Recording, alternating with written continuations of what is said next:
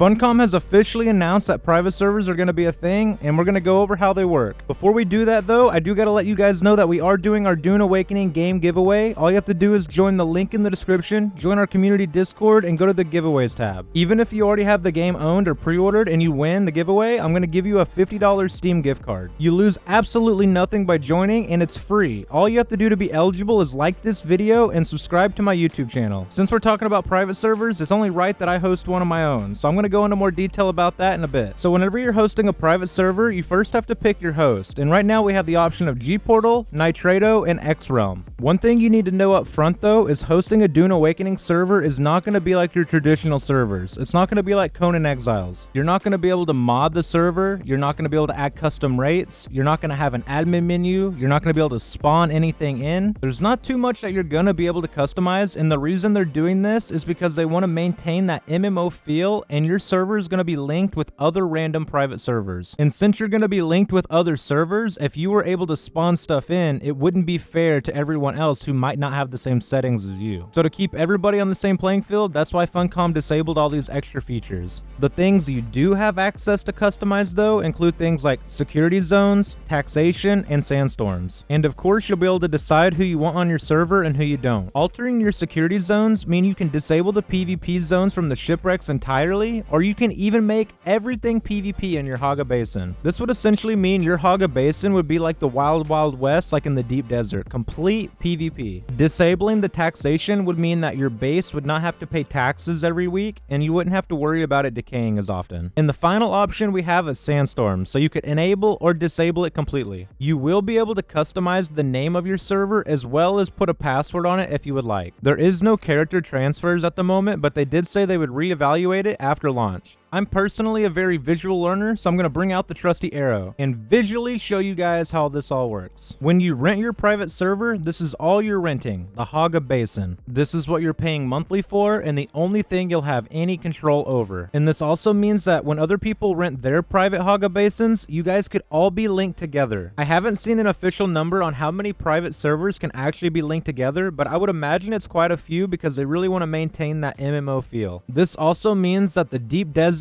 Arrakis Village, and the Harko Village are all shared between all the private servers that are linked together. You do not have to pay extra for these because they're provided by your host. But since they're all shared, that means that whenever you're going through your progression storyline or even just going to explore the deep desert, you'll be running into all these other private server players. One cool thing is all the private servers can actually visit each other. So say you host your own private server and you happen to make a friend with someone else on another private server in your cluster, you can actually go visit their Haga Basin. And you can not only just visit them, you can actually full on build on their Haga, meaning you could fully have a base on your Haga Basin and their Haga Basin at the same time. Building on someone else's server while visiting them is a unique feature to only private servers because this is not possible on a public server. Private servers could be a good option for those who are kind of nervous about the PvP being the in-game, aren't really into it, or if you just want a community that you know is going to be around for a lot longer than what a public server might be. Especially if they introduce allowing you to transfer your character on private servers. This would mean if the private server you were playing on died, all your hours of hard work on your character wouldn't go to waste. You could just transfer it to a more poppin' server. Whereas if you spend hundreds of hours on your public server character, if that server dies, that's it. You just got to restart on a new character. I will be hosting a dedicated RP server for the community, so if you want to be a part of that, get all the information within our community Discord in the first link in the description. In the past, we've run the most popular Scum RP servers. We've also run Last Oasis clusters that were more populated than even the official servers. I plan to do no different with my Dune Awakening RP server, so if you want to be a part of a community and a server with admins that are actually active and make sure you have a great time, you don't want to miss out on it. I appreciate the continued support you guys are giving me with the content I'm creating, and I like giving back to you guys, which is why I always enjoy doing these giveaways. So don't miss out on all the stuff we do in our community Discord server. Thank you guys for watching.